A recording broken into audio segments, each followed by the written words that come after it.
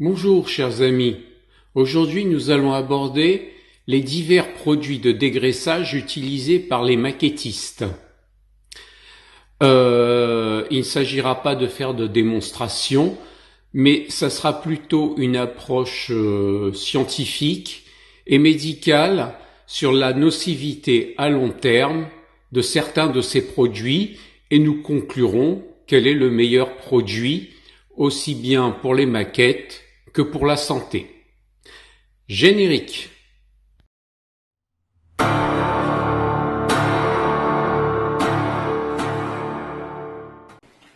Bonjour.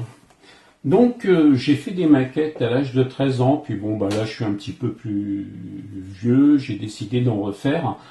Bon, alors avant cela, évidemment j'ai regardé plusieurs tutos, plusieurs vidéos. Et il y a des choses qui se contredisent, il y a des gens qui font différemment, etc. Donc là, pour mon premier chapitre, ce que je vais faire, j'ai regardé un peu la liste de toutes les matières pour dégraisser les maquettes, car apparemment le premier stade, pour faire une maquette, c'est le dégraissage. Alors, certaines personnes ne dégraissent jamais les maquettes et on leur dit qu'il n'arrivera jamais rien. Oui, j'ai vu des personnes qui disent effectivement qu'elles ne passaient pas par ce stade-là. J'ai vu d'autres personnes qui effectivement, par exemple, voulaient peindre, je fais juste un petit dessin, un avion, voilà, hop, hop, et qui avaient effectivement peint une première surface avec un aérosol. Bon, comme c'était un camouflage, il y avait d'autres surfaces à peindre avec une autre couleur, donc la personne avait mis des masques, c'est-à-dire une sorte de bande adhésif qui recouvrait les zones à ne pas peindre, par exemple comme ça. Et quand elle a enlevé ces masques, la peinture qui était en dessous est partie avec. Donc cela est dû à une sorte de couche graisseuse lors du démoulage des maquettes. Donc, en général, peut-être vaut mieux passer par ce stade de dégraissage. Alors, maintenant, si j'ai fait ce tuto, c'est tout simplement parce que j'ai vu qu'il y avait plein de produits dégraissants. Et le problème, c'est que certains étaient peut-être plus nocifs que d'autres.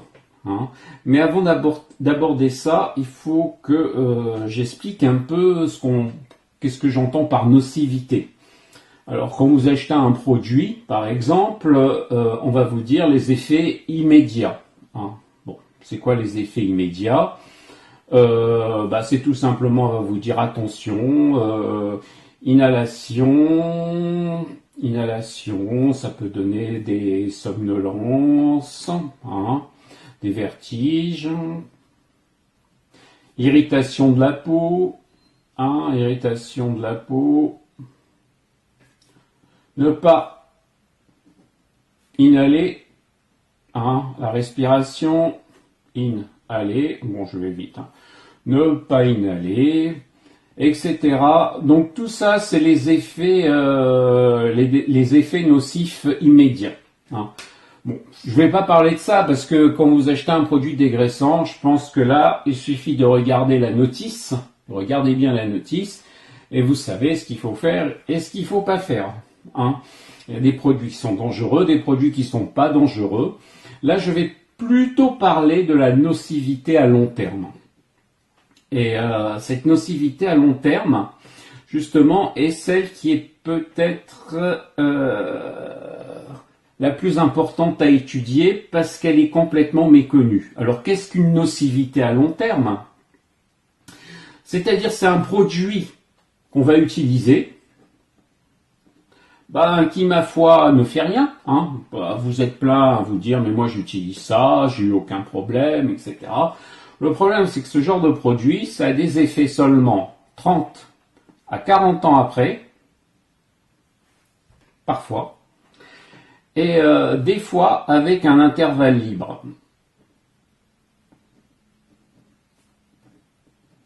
Par exemple, mon père et deux de ses collègues ont passé un concours pour devenir chercheurs. Ces deux collègues ont réussi. Un est devenu doyen de l'université de chimie de Jussieu, un autre est devenu chercheur aussi à l'université de Jussieu. Mon père a raté cet examen, bon, il a toujours regretté, mais bon, il est devenu professeur de maths et de physique-chimie dans les lycées. Donc il a toujours regretté ça, il aurait voulu réussir comme eux. Le problème, c'est que Jussieu était pourri par l'amiante. Donc un de ses collègues, le collègue numéro 1, a travaillé pendant longtemps avec l'amiante et à l'âge de 80 ans, d'un seul coup, il a eu une douleur thoracique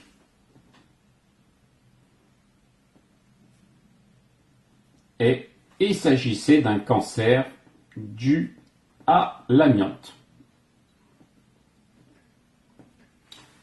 Mon père, lui, a 80 ans et se porte en pleine forme. Il avait un deuxième collègue qui a aussi été dans un laboratoire spécial de chimie à Jussieu. Lui aussi, beaucoup plus tard, peut-être vers 75 ans, s'est retrouvé avec une maladie de Parkinson. Or, actuellement, on pense qu'on a identifié certains produits responsables de cette maladie de Parkinson. Donc finalement, mon père a bien fait de rater cet examen, puisqu'il a 80 ans. Bon, il était professeur quand même de collège, collège et lycée. Hein, et ma foi, il a 80 ans, il se porte très bien. Et puis bon, ma foi, dans la vie, le but est effectivement de vivre le plus longtemps dans des bonnes conditions. Hein. Donc vous voyez le délai. Il y a un délai extrêmement long. Hein. Alors d'autres cas que j'ai vus, je peux vous citer un autre cas, un peintre. Hein. Donc un peintre en bâtiment. Donc il a peint pendant toute sa vie, 30, 40 ans, et il vient à l'hôpital, hein, et on lui trouve une leucémie. Alors leucémie, tout simplement, c'est dû à certains produits qu'il y avait dans certaines peinture. J'ai un oncle aussi, qui était tourneur-fraiseur. Il devait utiliser certains produits. Bon, arrivé à l'âge de 50 ans, on lui trouve un myélome, encore une... Bon, la leucémie, c'est un cancer, le myélome, c'est aussi un cancer. Donc, tout ça, c'est pour vous dire que même si vous utilisez un produit et que vous faites attention aux effets immédiats, il y a des effets à long terme. Bon, bien évidemment, ces effets à long terme n'existent que s'il y a une utilisation fréquente du produit. Alors, je vais prendre un exemple très simple. Si je prends l'exemple, par exemple, du tabac,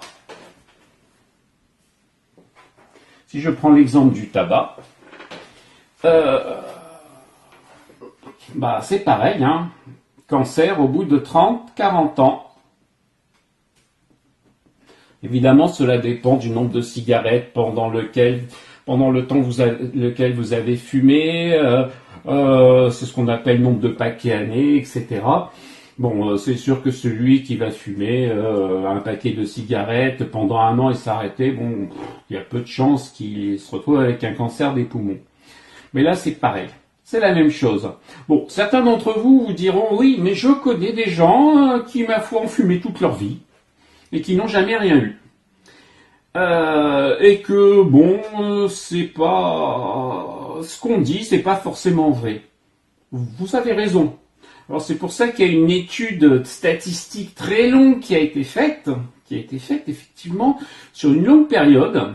Et on s'est aperçu que sur toutes les personnes qu'on a suivies, tous ceux qui fumaient, 95% de personnes ont eu effectivement un cancer et 5% de personnes ne l'ont jamais eu. Parce que tout simplement, on est biologiquement différent face à l'environnement. Alors maintenant, c'est à vous de voir. Imaginons, j'ai parlé du tabac, mais je pourrais parler d'un autre produit chimique, etc. Imaginons pour le tabac, faites-vous partie des 95% de personnes qui risquent d'avoir le cancer ou des 5% de personnes qui ne l'auront pas? C'est possible. Peut-être que vous pouvez fumer et faire partie des 5 personnes qui ne l'auront pas. Mais vous faites partie peut-être aussi des 95% des personnes qui l'auront. Donc c'est un peu jouer à la loterie. Hein. Et on voit que quand même, il y a plus de probabilité d'avoir un cancer des poumons que de ne pas en avoir. Donc voilà, c'était ça ce que je voulais aborder. Donc, nocivité à long terme, hein, qui va dépendre en gros de la durée de l'utilisation du produit, de la fréquence et de la dose. Voilà. Alors maintenant, je vais passer aux produits dégraissants que j'ai vus sur Internet.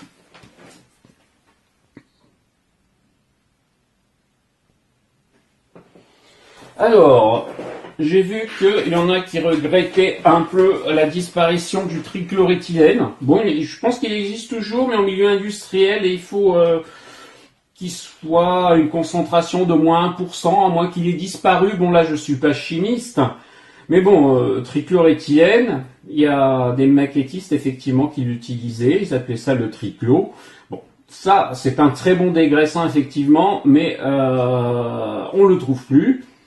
Pour une bonne raison que plus ça avance, plus on remarque quand même qu'il y a une petite corrélation entre l'apparition de cancer à long terme, hein, et aussi, quelque chose d'intéressant, on le met en cause aussi dans la maladie de Parkinson. Hein. Je connais des gens qui ont eu des maladies de Parkinson jeunes, hein, et qui effectivement est en contact avec des produits chimiques. Alors je ne sais pas si c'était le trichloréthylène ou un autre produit, mais quoi qu'il en soit, le trichloréthylène, maintenant, vous n'allez pas le trouver, ou vous allez trouver des substituts de trichloréthylène. Alors dans l'industrie, on dit utiliser des substituts de trichloréthylène. Alors, il y a le tétra ou le perchloréthylène. Bon, là aussi, susceptibilité d'avoir un cancer à long terme. Le dichlorométhane, là aussi, quand même une susceptibilité d'avoir aussi un cancer à long terme. Donc, peut-être qu'il vaut mieux éviter ces produits. Alors, certaines personnes utilisent de l'acétone, en particulier pour les résines. Bon, apparemment, pour le moment, l'acétone, il n'y a pas de susceptibilité d'avoir un cancer, on n'a pas remarqué. Bon, à part des irritations des yeux, des dermatoses, des fois des pertes de sensibilité, des pertes de motricité. Hein. Donc, peut atteindre une atteinte du système nerveux, mais bon, là je pense vraiment que c'est dans le cas d'une utilisation fréquente et ça rentre chez certaines personnes dans le cas de maladies professionnelles. Mais là aussi, comme je vous ai dit, il faut quand même une utilisation quand même assez fréquente dans le milieu professionnel.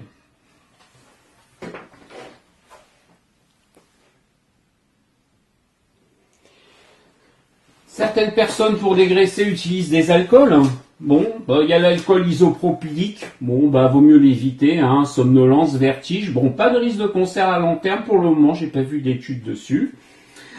Et ceux qu'utilisent le plus, apparemment aussi les maquettistes avec l'acétone, c'est l'alcool. Bon, l'alcool ménager. Hein. Bon, pas de risque de... Apparemment, alors on parle pas de risque de cancer effectivement dans le cas de l'alcool ménager. On dit, bon, tout juste éviter les vapeurs d'alcool et puis, bon, comme tous les autres produits, c'est inflammable, mais ça c'est des effets immédiats. Bon, alors moi je me pose une question maintenant sur l'effet à long terme, car effectivement, comme vous le savez, les gens qui sont éthyliques chroniques, c'est-à-dire qui boivent de l'alcool mais de façon abondante, enfin de l'alcool alimentaire comme du vin, etc., développent des fois des cancers, hein, cancer du foie, cancer ORL. Il y a une étude qui a été faite récemment que les alcools qu'on trouve dans, vous savez, dans les bains de bouche, hein, seraient peut-être responsables aussi de certains cancers parce que ça contient de l'alcool, mais là aussi c'est pour des gens peut-être qui doivent faire des bains de bouche tous les jours ou 3 fois par jour, je sais pas. Enfin, j'ai pas approfondi la chose. Alors, comme il y a des vapeurs avec l'alcool, je me demande est-ce que les vapeurs d'alcool n'agissent pas de la même façon que si on ingérait l'alcool dans les produits alimentaires. Mais bon, c'est pas du tout le même degré, hein, effectivement. Mais bon, il y a quand même des vapeurs d'alcool. Mais bon, pour le moment, c'est une question que je me pose, mais pour le moment, on ne parle pas vraiment de cancer à long terme ou de maladie à long terme. Bon, c'est un produit qui est utilisé par les maquettistes pour dégraisser. Le méthanol, bon, je vois pas, hein, j'ai pas vu de maquettiste parler du méthanol. Bon, c'est quelqu'un qui est quand même, c'est une molécule qui est quand même assez toxique. Vaut mieux l'éviter. L'éthylène glycol aussi est assez toxique. Bon, maintenant j'ai vu quoi aussi? J'ai certains maquettistes qui utilisaient de l'essence F pour dégraisser. Alors, on trouve de tout dans l'essence F, des hydrocarbures paraffiniques, alicycliques, mais ce qui m'embête un peu, c'est qu'on trouve des hydrocarbures benzéniques. Alors, ces hydrocarbures benzéniques, je sais pas si je vous rappelle un peu ce que j'ai dit au début, les premières peintures contenaient ces cycles-là, ces cycles benzéniques, et donnaient effectivement des leucémies chez les peintres. Et bon, alors il faut peut-être, si vous utilisez de l'essence F, ne pas trop en abuser, ne pas l'utiliser trop fréquemment. Ce cycle benzénique est cancérigène, ça a été prouvé. Mais bon, comme je vous ai dit, si vous l'utilisez de temps en temps et en faisant attention à bien aérer la pièce, normalement, ça ne devrait pas faire de problème. Du moins, je pense. Mais bon, je ne peux pas vous affirmer absolument.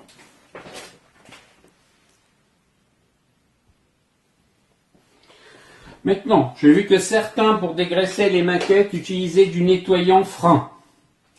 Bon, alors je ne sais pas trop ce qu'il y a dans les nettoyants freins. Je sais que ça donne des irritations cutanées parfois, inhalation, somnolence et vertige. Bon, ça c'est des effets immédiats, c'est pas tellement le but de mon tuto. Mais bon, apparemment, c'est pas un produit anodin hein, pour dégraisser les maquettes. Le liquide lave-glace, il y en a qui l'utilisent aussi pour dégraisser les maquettes. Alors, problème, le liquide lave-glace, ça peut contenir de l'éthanol, du méthanol, de l'éthylène glycol, même il y a des liquides de lave-glace qui sont un peu maison. Bon, comme je vous ai dit tout à l'heure, le méthanol et l'éthylène glycol sont un petit peu quand même toxiques, ont une certaine toxicité. Bon, il faut voir la composition du mélange. Bon, si ça contient de l'éthanol éventuellement, bon, peut-être vous pouvez l'utiliser. Bon, toujours avec les mêmes consignes, hein, aérer la pièce et pas d'utilisation de façon soutenue. Alors, maintenant certains utilisent de l'eau écarlate. Alors, c'est un très vieux produit, l'eau écarlate. À ma connaissance, sur ce produit, il n'y a pas de notion de cancer à long terme. Alors, pour certaines personnes, on voit que là, j'ai vu ces recensements de beaucoup de choses que j'ai vues sur Internet, associent l'eau écarlate au perchloréthylène. Alors, c'est pas... Et le perchloréthylène est cancérigène, effectivement, comme je vous l'ai dit tout à l'heure. Mais j'ai bien vu l'eau écarlate, apparemment, il n'y avait ni de composés benzéniques, il n'y avait pas de perchloréthylène, mais enfin, il faut bien lire la notice. Il y avait un mélange de solvants aliphatiques, bon, qui est pas, apparemment, on ne parle pas de cancer à long terme sur ces solvants-là.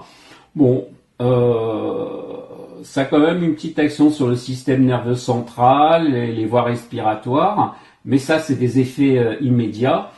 Bon, c'est vrai que peut-être on parle de ça aussi parce qu'il y a certains adolescents qui sniffent de l'eau écarlate et là, effectivement, il y a des actions au niveau du système nerveux central, mais là, c'est pareil, aérer la pièce et ne pas inhaler. Et le produit que les maquettistes utilisent le plus souvent, c'est les produits de lessive. Hein. Bon, la question est-ce que ce produit de lessive est dangereux? Apparemment non. Et ils utilisent le plus souvent le liquide vaisselle.